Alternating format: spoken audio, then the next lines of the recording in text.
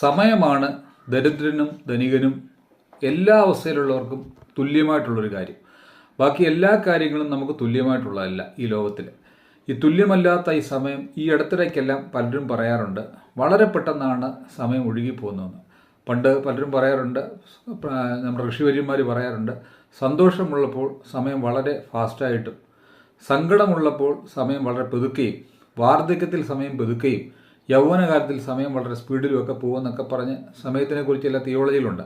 നമ്മുടെ അവസ്ഥാന്തരങ്ങൾ അനുസരിച്ചാണ് ഇതിങ്ങനെ മാറുന്നത്. പക്ഷേ ഈ കാലത്ത് നമ്മുടെ സമയം വളരെയധികം പോകുന്നതിന് പ്രധാനപ്പെട്ടൊരു കാരണം നമ്മുടെ മനഃശാസ്ത്രജ്ഞന്മാർ കണ്ടെത്തിയിരിക്കുന്നത് നമ്മുടെ കയ്യിൽ കിട്ടിയിരിക്കുന്ന മൊബൈലും അതുപോലെ പല ഇലക്ട്രോണിക് ഗാഡ്ഗറ്റ്സുകളുമാണ് നമ്മുടെ സമയം ഭൂരിഭാഗവും അത് നമ്മുടെ നിന്ന് അപഹരിക്കുന്നത്.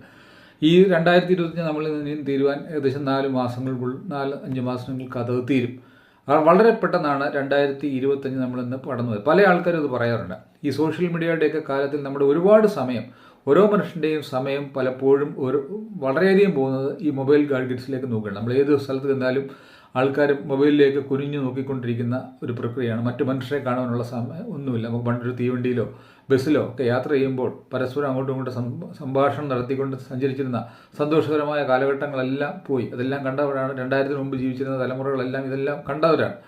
ഇപ്പോഴത്തെ പുതിയ തലമുറയ്ക്ക് ഇതൊക്കെ പറഞ്ഞാൽ ഒരു കൂട്ടായ്മയുടെ അന്തരീക്ഷം ഒന്നും പറഞ്ഞാൽ മനസ്സിലാകത്തില്ല. സോഷ്യൽ മീഡിയ ഗാഡ്ഗറ്റ്സുകൾ നമ്മുടെ എല്ലാവരുടെ സമയം വളരെ പെട്ടെന്ന് അപഹരിക്കുന്നു. ഓരോ ദിവസവും പെട്ടെന്ന് കടന്നു പോകുന്നതിൻ്റെ ഒരു പ്രധാന കാരണമാണ് നമുക്ക് ഒരുപാട് മറ്റു കാര്യങ്ങൾ പലതും ചെയ്യാനുണ്ട്. മണ്ണുമായിട്ട് ബന്ധപ്പെട്ട് കൃഷി ചെയ്യാനുണ്ട്, മറ്റു മനുഷ്യരുമായിട്ട് നല്ല റിലേഷൻഷിപ്പ് അല്ലെങ്കിൽ നല്ല ബന്ധുത്വം സ്ഥാപിക്കുവാനുണ്ട്, നല്ല ബുക്കുകൾ വായിക്കാനുണ്ട്. ഇങ്ങനെ ഒത്തിരി കാര്യങ്ങളാണ് ഇങ്ങനെ നമ്മൾ ഒരു ഗാഡ്ഗറ്റ്സിലേക്ക് അല്ലെങ്കിൽ ഒരു ഇലക്ട്രോണിക് മീഡിയയിലേക്ക് നമ്മുടെ ശ്രദ്ധ കേന്ദ്രീകരിക്കുമ്പോൾ നമ്മൾ നഷ്ടമായിക്കൊണ്ടിരിക്കുന്നത്.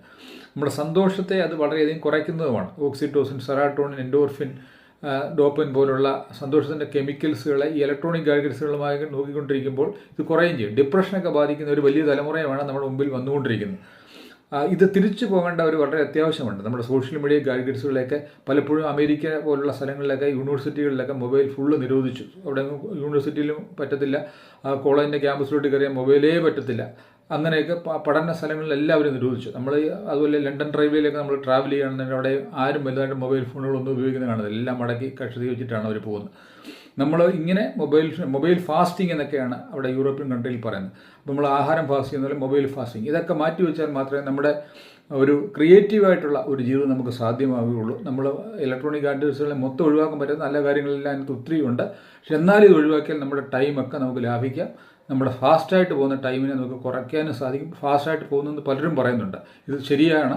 നമ്മുടെ മൊബൈലിൻ്റെയൊക്കെ ഉപയോഗം നമ്മൾ കുറയ്ക്കണം. കുറച്ച് കഴിയുമ്പോൾ